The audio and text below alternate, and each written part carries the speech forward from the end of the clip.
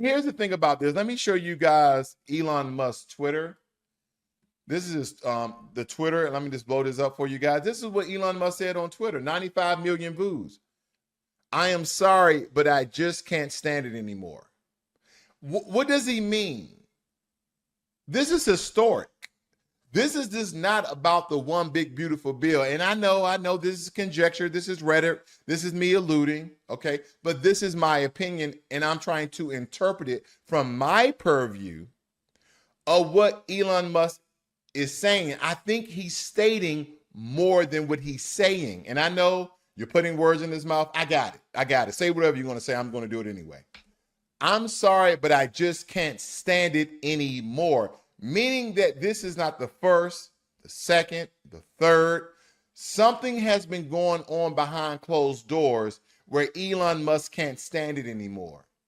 This massive, outrageous, pork-filled congressional spending bill is a disgusting abomination. Now, this may have been Elon Musk totally against the one big beautiful bill before it came public.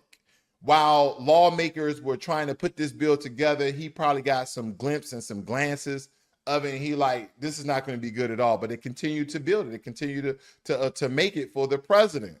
Shame on those who voted for it. You know you did wrong. You know it. He said, you know you did wrong. You know it. So what is that saying about President Trump? What is that saying about the relationship between Elon Musk and President Trump? Because I know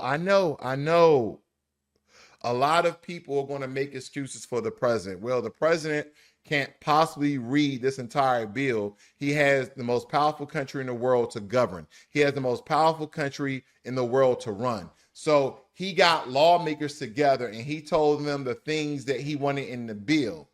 And other lawmakers, while the bill was being built, put their own special interest programs and funds and legislative jargon and filibusters and pork field legislation inside this bill so everybody in their pockets can get paid. And none of the constituents that voted him into office voted for this. So it's going to be so many darn excuses that people are going to make for President Trump. You are the president of the United States of America and stated that the one big beautiful bill is the biggest legislation since, I don't know, in the last 50 years or so. The biggest legislation in the last 50 years or so. And as the leader of the free world, you must read the entire bill. You must go through there like an English teacher, like, nope, that's wrong. Improper sentence structure, improper, exclamation point, whatever it may be. You need to go through there with a fine-tooth comb. You and your advisors go through it line by line. Well, he doesn't have time for all of that. You have to. If this is the biggest legislation, the most important legislation in the last 50 years, then you must. Because somehow I think, and I'm going to tell you something. I think Elon Musk just copied and pasted the one big beautiful bill into Gronk and told him, hey, tell me how this doesn't benefit Tesla, SpaceX. No, he probably didn't do that. Or maybe he did. But I wonder if he just kind of used his AI technology to say, how does this benefit America? How does this benefit my companies? And whatever it spit out, it basically said it doesn't benefit anyone except those politicians who are closely involved in this. Again, this is my conjecture. I know a lot of people are not going to agree with it, and that's fine. But here's some things that I want you guys to really take away here. Here's some things that I want you guys to take away with, because it states here the big picture. Musk and Trump remain friends and allies, the two people in frequent communication with both. They said that Trump was somewhat irked, that means agitated and irritated, by Musk's social media sabotage. And they say that Elon Musk was butthurt. Somebody black wrote this. I never heard any white person or Asian person or Hispanic person say butthurt. That's definitely a black term. Who wrote this? I need to look up this author right quick. Who wrote this? Okay, Mark. Okay, that sounds like a Hispanic name. Maybe been around a couple of black people. Black people like, oh man, you just butthurt. But nonetheless, it states that the legislation cuts the electric vehicle tax. And it's a disgusting abomination that will hurt Tesla. I think he forgot to put those words on there. But it states that the legislation cuts the electric vehicle tax credit that helps car makers like Musk Tesla. As of late April, his company has spent almost $250,000, $240,000 to be exact, lobbying on behalf of the credit and other company matters. So again, he has a special interest in this one big beautiful bill being amended so we can allow a larger and increase the electric car vehicle tax, okay? And it states here, and this is what I was referring to you guys, that because of his role, he couldn't be at Doge in that position no more than 130 days.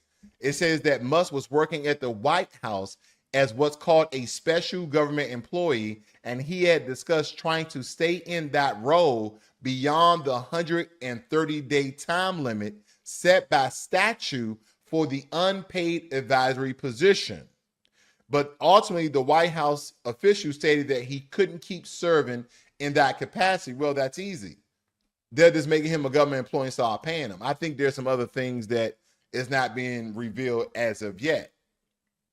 Musk also wanted the Federal Aviation Administration to use his Starlink satellite system. Wait a minute. So first, the one big beautiful bill is going to hurt Tesla car sales because consumers are not going to get their tax credit. Secondly, you didn't get your way when you wanted the Federal Aviation Administration to use your satellite system for national air traffic control.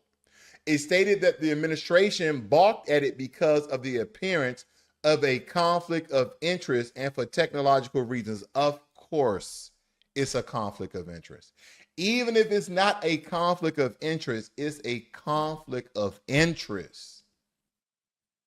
You are buddies, you are friends with the President of the United States, who's the commander-in-chief of the federal state of America. And the FFA is a federal entity, is a federal organization.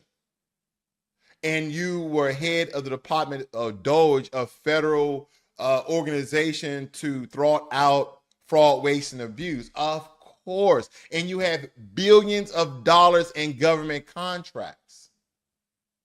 And you just stepped down from that position. Of course, it's a conflict of interest. And I get it. Some people will say, well, if that is the best technology for air traffic control to have to prevent mid-air collisions with other aircrafts taking off before they should or landing before they should, to decrease the amount of accidents we've had this year thus far, then that technology should be used. And I will get it. I totally understand it. Okay? I'm not a Neanderthal. I get it. But just the appearance of it is a conflict of interest, and we shouldn't have that. Maybe we should employ and encourage and fund other organizations that are in the same space as Elon Musk that don't have a special interest and afford them the government contracts. I'm just saying. It goes on to state that Musk appeared to come Saturday night when Trump abruptly announced he was withdrawing the nomination of Jared Isaacman, a Musk ally. So this is a friend of Elon Musk, to be the NASA administrator. It says after Isaacman's nomination was dropped, word quickly spread in the White House that Sergio Gore, the director of the Office of Presidential Personnel, who had clashed with Musk, was behind the decision. So they're just fighting each other, and they're hurting people in the wake of their political battles. So Elon Musk and the Sergio Gore guy had, some choice words with one another. They're indifferent with each other. They don't agree on anything with, Elon Musk, what Doge was doing. He don't agree with the presidential personnel in this position. I mean, again, they're just infighting. There's a lot of infighting. And it goes on to state that this was Sergio's out of the door FU to Musk. That's what one of the White House officials stated.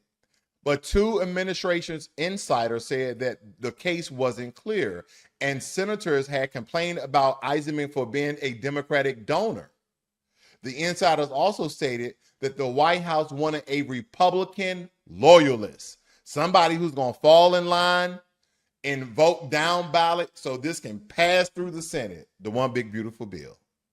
We don't need anyone opposing us. We don't need anyone who's independent in a very critical role that can change the hands of time when it comes to the one big beautiful bill or any future legislation. We need a Republican loyalist. We need a MAGA concentrated loyalist, okay? That is what I'm getting from this. And it states that perception is reality, though, and I'm pretty sure Elon thought that NASA's situation was a last insult. And of course, another White House official said that as well. And so, so Musk is definitely blasting the one big beautiful bill. This is crazy. And I think it's only right that we really break down, you know, what's in this one big beautiful bill that Elon Musk is so against. Why Chuck Schumer, the Senate Majority Leader for the Democrats, they're totally against this one big beautiful bill. What's in this one big beautiful bill that's going to hurt America? Was going to put America 2.5 trillion deeper into a deficit. What's in this bill? Well, I'm gonna give you guys a very comprehensive breakdown of this bill. This bill is actually HR 1. The name, the one big beautiful bill. And where people are not understanding that this is a reconciliation bill, which means it only needs a simple majority in the Senate, no filibuster.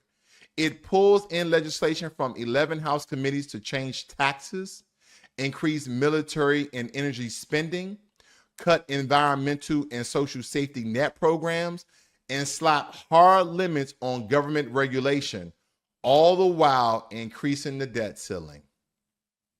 Now, what this bill might do to America for better or worse. Here's some potential upsides. Tax relief for working and middle-class families. Permanently lowers income tax rates, especially for middle-income people who are in that bracket. Boost child tax credits and deductions for things like tips, overtime, vehicle loans, and student expenses. Encourages home ownership and small business investment through MAGA savings accounts and expanded 529 plan flexibility.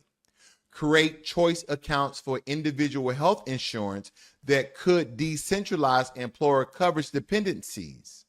When we talk about economic growth via deregulation and business incentives, you have slashes. It slashes energy regulations to promote oil, gas, and mining. It extends Trump-era tax cuts for businesses and provides additional deductions for equipment, property, and research.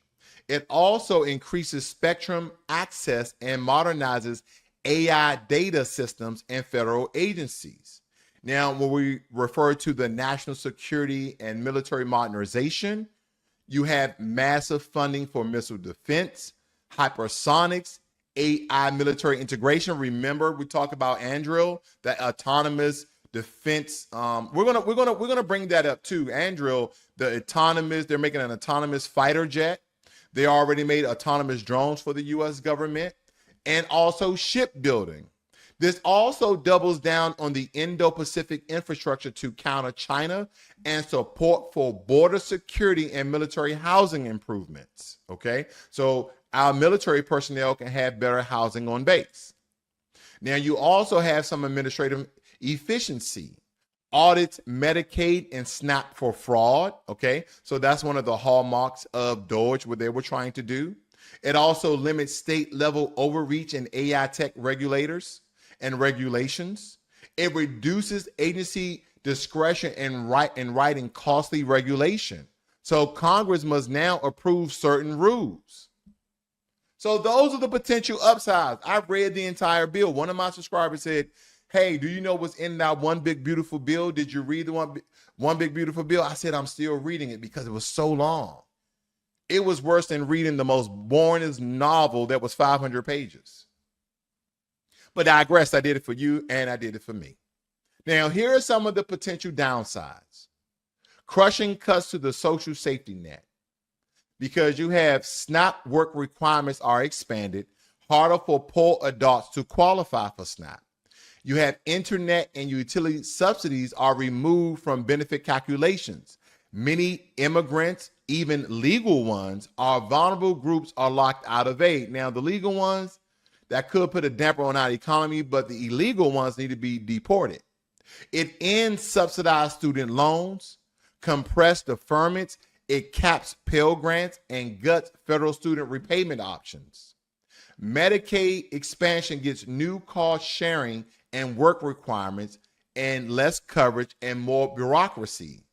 Then you totally have the death of the climate policy. Nearly all environmental programs from the Inflation Reduction Act are repealed. Funding for zero-emission school buses, air quality at schools, carbon monitoring, methane reductions, and community resiliency, gone. All of that is gone. Tax credits for EVs, solar energy, and hydrogen. And don't forget, Elon Musk, CEO of Tesla, and Tesla not only make EVs, Tesla also makes solar panels or solar roof panels. So that's your EVs and your solar energy. Also hydrogen, wind, nuclear, and clean fuels, slash, or simply just phased out when it comes to this one big beautiful bill. Expedited permitting with fast track oil, gas, and mining at the expense of environmental reviews and tribal consultations. Backdoor culture war provisions. Now, this puts bans Medicaid payments for gender-affirming care for minors, which is a great thing. Defunds essential community providers like Planned Parenthood. Cuts off tax credits for immigrants with pending asylum, TPS, that's your temporary protective status, or DACA-like statuses, okay? I'm indifferent about that. For the first part of it, it definitely should cut those tax credits for people who are pending asylum because they're in the country illegally. It also adds a remittance tax of 5% to money sent abroad, which disproportionately affects immigrant communities. Yeah, if you want to work in America and you're going to send money back to your home country, which again stabilizes and increases your home country and in some way destabilize the American infrastructure and our financial systems, then there should be a tax on that. But then some people say, well, aren't their paychecks getting taxed? Isn't that a double tax? Again, that could be very argumentative when we're talking about how other people are coming to America sending, dollars back to their country, and the dollar is worth more when you convert it into their currency, meaning that you're going to essentially raise their GDPs and decrease the American GDP because you're not cycling those dollars that you made in America back in America. So I get it. You also have federal workers and retirement benefits that are hit hard. That increases the first contributions massively.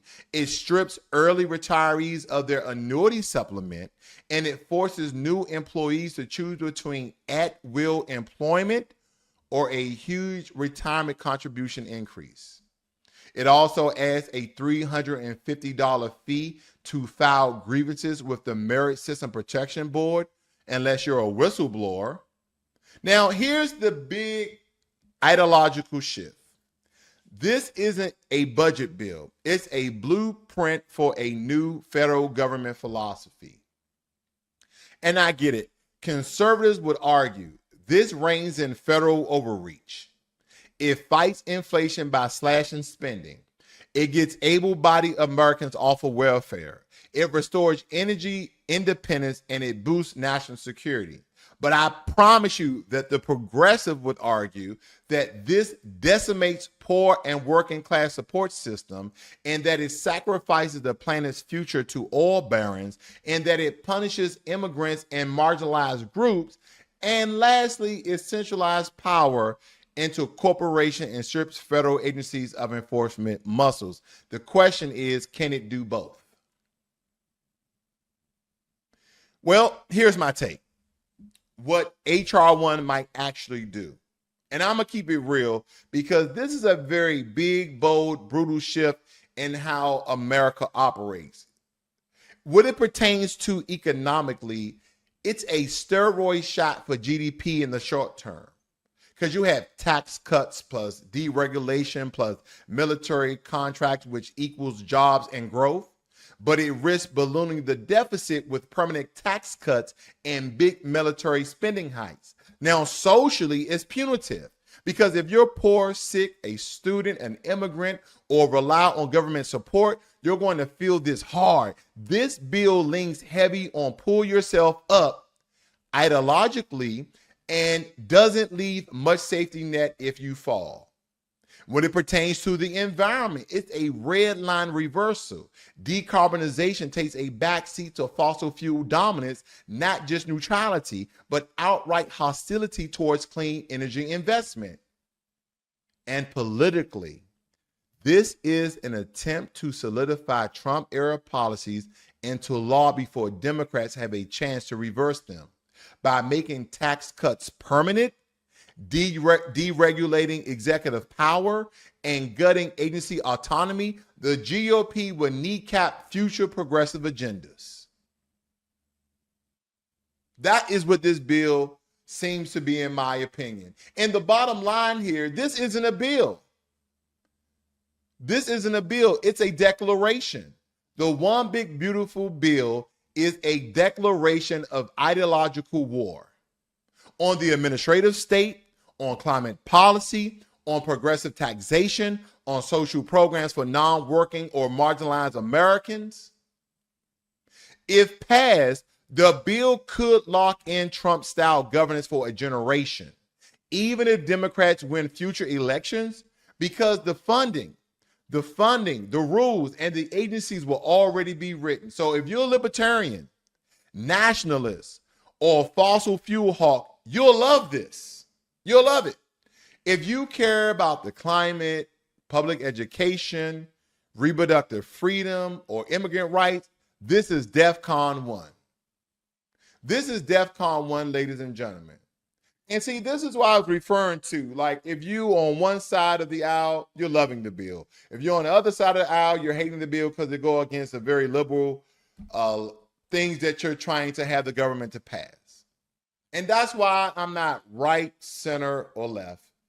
You just have to be an American. Like, some of this is good, some of this is bad.